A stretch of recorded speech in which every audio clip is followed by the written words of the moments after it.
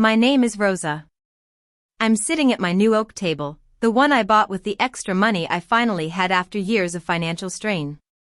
It's 7:22, and I can't help but think back to that fateful night on October 6th, when everything changed. It was a typical family gathering at my mother's house.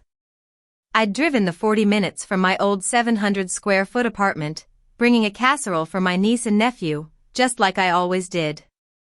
I parked behind my sister Vivian's minivan, with its World's Best Mom bumper sticker, and walked in through the back door. As soon as I entered, I could sense the tension.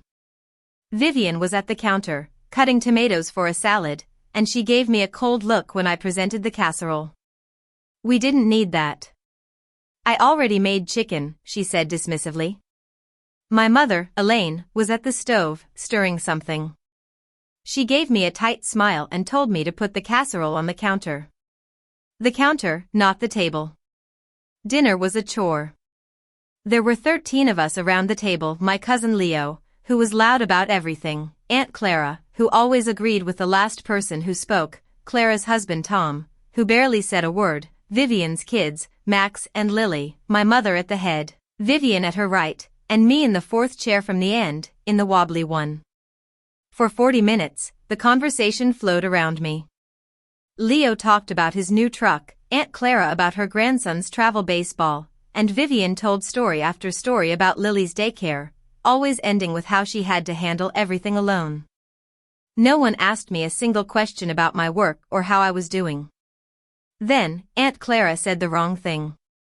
"Elaine, this house really does look good. How do you manage the upkeep all by yourself?" My mother's fork stopped halfway to her mouth. Her eyes flicked to me and then back to Clara.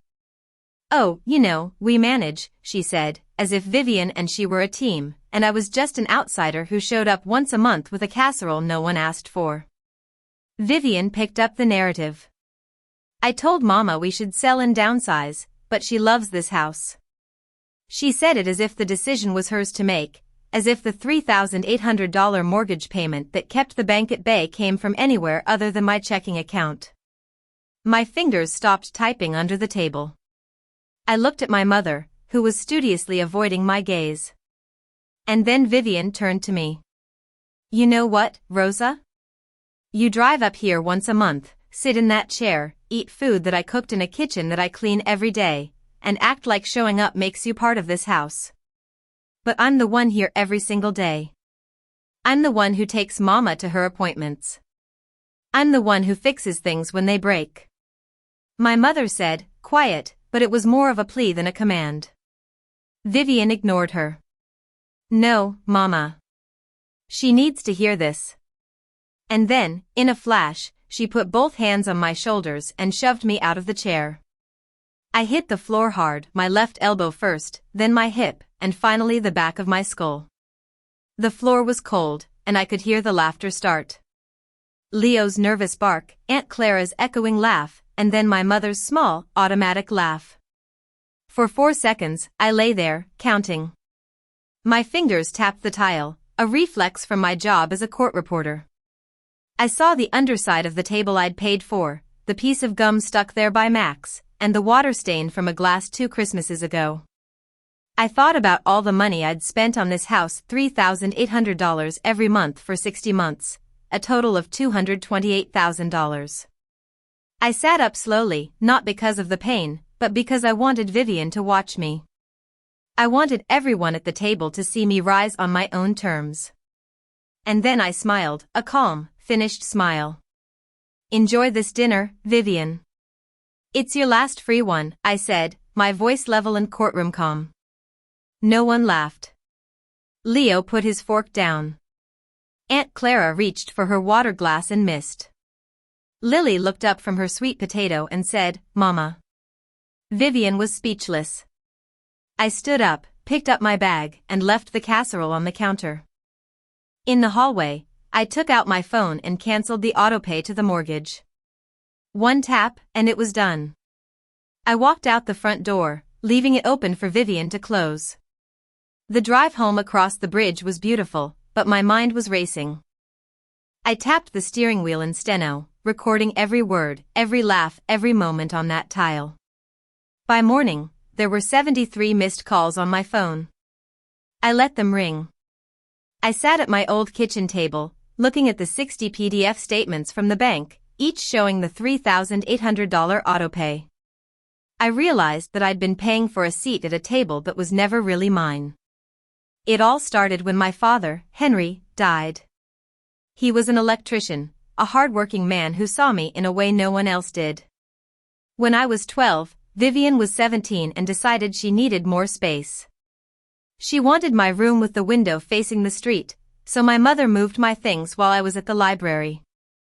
I came home to find my bed in the small room facing the back alley, and Vivian's posters on my walls.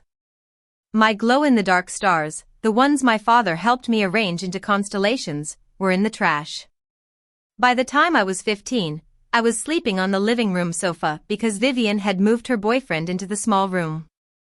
My father noticed and brought me a pillow, a real one, with a note that said, "For my quiet one." I still have that pillow. When my father died, the house was in trouble. He'd taken a second mortgage for medical bills, and the payments were behind. My mother called me in the middle of the night, crying. "The bank is going to take the house, Rosa. Your daddy's house. I don't know what to do." I asked how much, and she told me.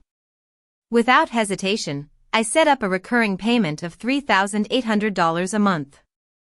My mother said, "Don't tell your sister. She'll feel bad." As if Vivian's comfort was more important than my own. Over the next 5 years, I never missed a payment. I drove a car with a broken transmission, ate rice for weeks when money was tight, and never took a vacation. And all the while, Vivian and my mother took my contributions for granted. After that fateful night, things changed. I put down a deposit on a new 850 square foot apartment with a kitchen window facing east and enough room for a real table. I bought the table at a furniture shop, a solid oak round table with 2 chairs. Vivian had to get a second job at a warehouse distribution center. She loaded boxes from 7 p.m. to 3 a.m. for nights a week, and then came home to get the kids ready for school. My mother started working part-time at the church office, answering phones and filing bulletins. Vivian tried to spin the story at church, saying I'd abandoned the family and that I'd only been helping with the bills. But our neighbor, Mrs. Thompson, who had a way of seeing through people, called her out at Bible study. "Your sister gave $228,000, and all she got back was a bruise and a spot on the kitchen floor," she said. The church community split. Some thought I was selfish, while others understood that I'd given enough. My mother sent me a text, saying she was trying to learn how to be fair. I told her to start with Vivian, but she didn't reply. Vivian hasn't apologized, and I don't think she will. But Max, my 7-year-old nephew, sent me a card. It was a crooked drawing of a house with a table and 2 stick figures, one tall with yellow hair and one short with brown. "I miss you, Aunt Rosa. Come eat at our house. Love, Max. P.S. Yes. I sit in your chair now. It's wobbly." I put that card on my refrigerator with a magnet. I didn't cry, but I felt a twinge of something. It was a reminder that sometimes, the smallest gestures can mean the most. As I sit here at my new table, I look at my wrist, at my father's old watch. It's 7:22, and I'm in a different place, both physically and emotionally. I'm no longer paying for a seat at a table that doesn't value me. I'm writing my own story now, and I'm not going to let anyone tell me what my job is. I'm done eating on anyone's floor.